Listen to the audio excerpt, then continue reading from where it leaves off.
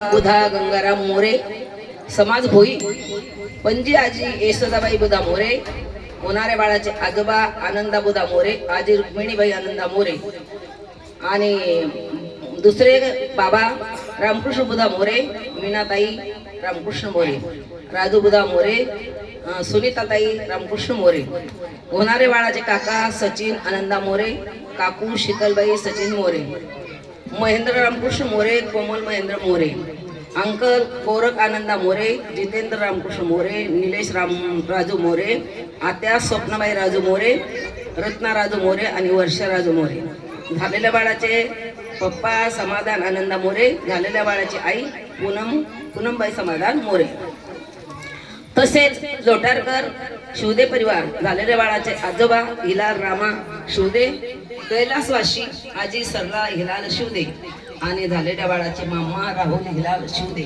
असा शिवदे परिवार व मोरे परिवार एकत्र आल्यावर द्विज ब्राह्मणाच्या साक्षीने विवाह झाला. आणि आजचा जो सोहळा आहे आपला हा कशाचा आहे? बारातीचा कार्यक्रम. हा सामान्य शब्द झाला बारातीचा कार्यक्रम. या बाळाचं नामकरण विधी सोहळा हा एक कार्यक्रम आहे.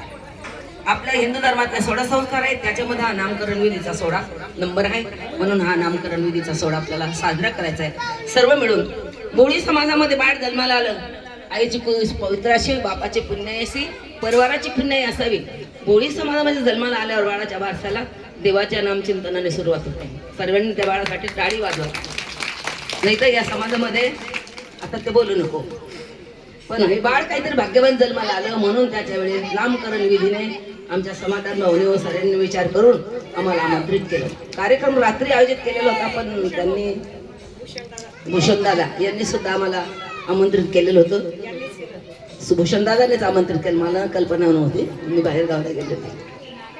असा तुम्ही आम्ही खेडीमेळी गदारोडी आनंद आहे. संप्रदायाच्या नियमाप्रमाणे आपण श्लोकापासून सुरुवात केली. आता सरस्वती मातेच्या स्तवनपर्यंत आलो. आता कुळस्वामिनीला नमन, नंतर आपल्या गवळणी अभंग आणि नंतर वर्षाचा आपण सोहळा सुरुवात करू. असा हा आमचा महाराष्ट्र वारकरी प्रबोधन ज्ञानगंगा भजनी महिला मंडळ आळंदीची नियुक्ती आहे आमची. अशा सर्व प्रकारे आम्ही हा कार्यक्रम करत असतो. म्हणून आपण हा कार्यक्रम शांत चित्ताने ऐकून घ्यायचा आहे. ज्यावेळेस आमचं भजन संपलं त्यावेळेस तुम्हाला भजन आवडलं तर सर्वांनी टाळी वाजवायची. कारण आमच्या शब्दाला तुम्ही प्रतिसाद दिला असं आम्ही समजू. तुम्ही टाळी वाजवले नाही आम्हाला असं वाटेल की आमचा कार्यक्रम तुम्हाला आवडला नाही. म्हणून आवडला तर टाळी वाजवायची. आणि ज्यावेळेस गवळणी घेतली त्यावेळेस बक्षीस समारंभ सुरू करायचा. ज्याला 10, 20, 50, 100 जसं देता आलं तसं द्या. नंतर आपण बाळाला घेऊन आल्यावर स्वागत करू आणि बाळाला घेऊन आलो ते सुद्धा बाळावर ओवाळणी टाकायची. असा हा कार्यक्रम. असा हा भाग्यवंत बाळ. एक मुलगा जन्माला आला कोटी कुळाचा उद्धार करतो. एक मुलगी जन्माला आली 42 कुळाचा उद्धार करते. नाहीतर कोंबडीला पिले होतात तसे आपल्याला पण पिले होतात. बोलू नका. शांतीचं दान करा प्रत्येकाने. कोंबडी 100 अंड्यावर बसते. 100 पिलांना जन्म देते. थाटामाटाने चालते. मी एवढ्या लेकरांची आई. पण आई बना मदलसा सारखी बना. आई बना झाशीची राणी बना. आई बना लक्ष्मीबाई बना. आई बना अहिल्यासारखी बना. अहिल्या द्रौपदी सीता तारा मंदोदरी तसा पंचकन्या स्मरणीचे महापातक नाशना अशी आई बना. नाही तर मग नुसती आई बनू नका.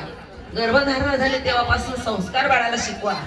गुणवान बनवा. धनवान बनवू नका. गुण असला तर धन मिळून जाईल आणि गुण नसला तर धन मात्र मिळणार नाही. म्हणून पहिल्याने गुणवान करा. आई बना पण मदला सारखी बना. आई बना झाशीची राणी सारखी बना. आई बना अहिल्यासारखी बना. नाहीतर आई बना येस फरोडची आई. कशाने मरते? पावडर पिऊन मरते ना.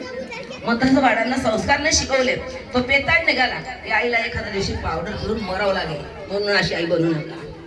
आपण शक्तीचा अवतार आहे आपला. खरा संस्कार देणारी आईच असते. म्हणून बाळांकडे जातीवंत लक्ष द्या. त्यांना लायक बनवा. एवढं लायक बनवा पण आपल्याला नालायक समजेल एवढं लायक बनवू नका. का? संस्कार कमी पडले म्हणजे आपल्याला नालायक समजेल तो. म्हणून आधी संस्काराने मडकं घडवा. ते कदापि वाया जाणार नाही. ही माझी तुम्हाला सर्वांना विनंती आहे. झालेले 2 शब्द या ठिकाणी थांबले.